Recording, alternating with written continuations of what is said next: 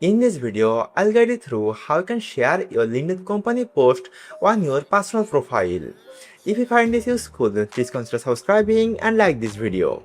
To share your LinkedIn company post on your personal profile, you have to tap on your profile and open your company. Once you log into your company page, then you have to click on View as Member.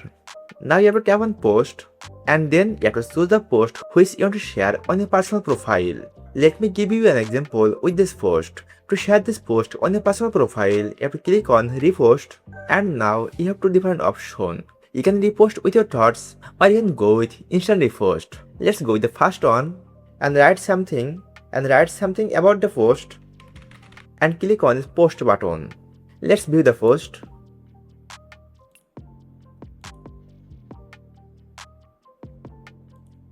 By following this easy tutorial, you can easily share your company post on your personal profile on LinkedIn.